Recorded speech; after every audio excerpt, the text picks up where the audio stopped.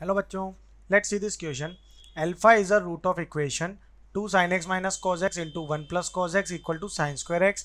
Beta is a root of equation 3 cos 2x minus 10 cos x plus 3 equal to 0. And gamma is a root of equation 1 minus sin 2x equal to cos x minus sin x for such that 0 is less than equal to alpha, beta, gamma less than equal to pi by 2. Sin alpha plus sin beta plus sin gamma can be equal to. ठीक है, तो यहां पर हमें क्या find करना है? Sine alpha plus sine beta plus sine gamma can be equal to, यानी कि किसके इक्वल हो सकता है. तो फर्स्ट ऑफ ऑल इक्वेशन क्या गिवन है?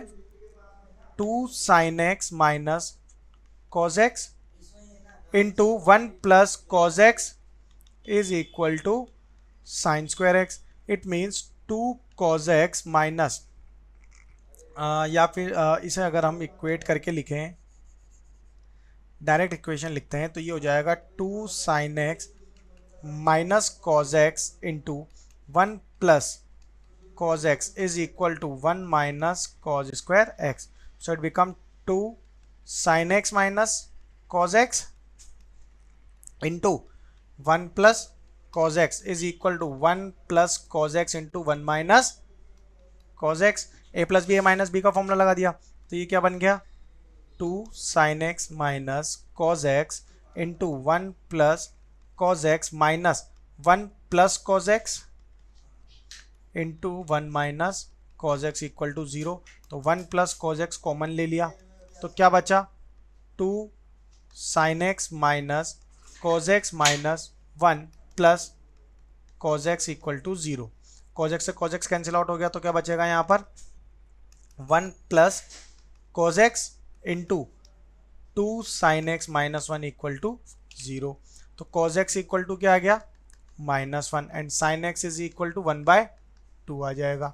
अब आगे इसे इक्वेट कर लेते हैं. ठीक है, साइन एक्स इक्वल टू 1/2 आ गया. ये हमारा क्या है? अल्फा हो गया. तो यहाँ से अब इसे आगे इक्वेट कर लेते हैं तो ये होगा हमारा 3 cos square x minus 10 cos x plus 3 equal to 0. So इसको फैक्टर कर देंगे. 3 cos square x minus 9 cos x minus cos x plus 3 equal to 0.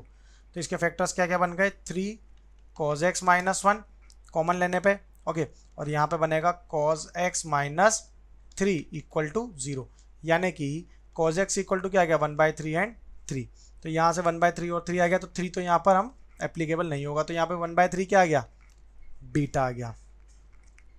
यहाँ अल्फा और बीटा आ गया. आगे 1 minus sine 2x is equal to cos x minus sine x, यानी कि cos square x plus sine square x minus 2 sine x cos x is equal to cos x minus sine x हो गया. तो ये किसका formula बन गया? Sine x plus cos x का whole square, sorry cos x minus sine x का whole square is equal to cos x minus sine x. एक टर्म से एक टर्म कट जाएगी तो क्या बचेगा? Cos x minus sine x equal to 0 ये बचेगा यहाँ पे.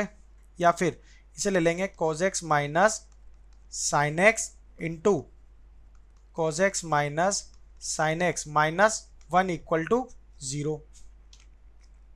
सो it can be written as cos x is equal to sine x और tan x is equal to 1. तो x इक्वल टू क्या आ गया? π/4.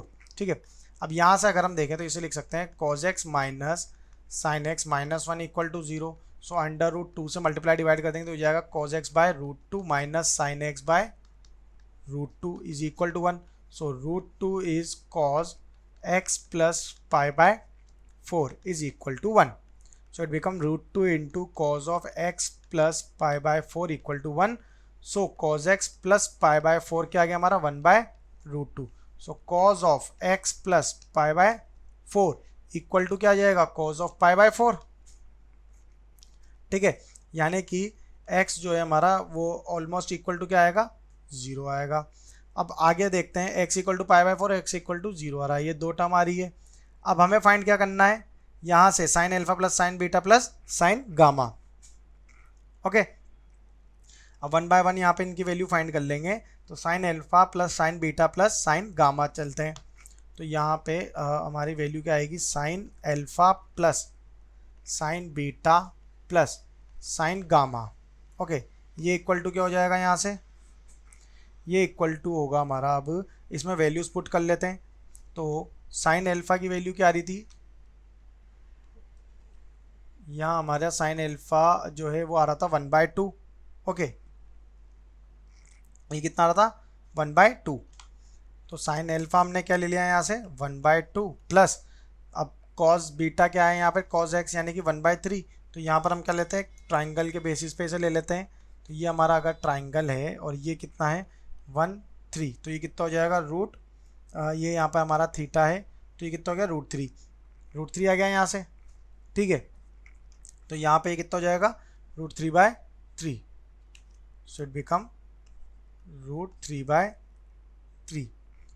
ओके, यार सॉरी √8/3 प्लस गामा के लिए बात करें तो गामा इक्वल टू हमारा 0 आ रहा है, तो यहाँ पे इसकी वैल्यू क्या आ जाएगी, इसमें एलसीएम ले लेंगे तो ये हो जाएगा 3 + 4 √2/6, 3 + 4 √2/6, यानी कि ऑप्शन सी इज करेक्ट।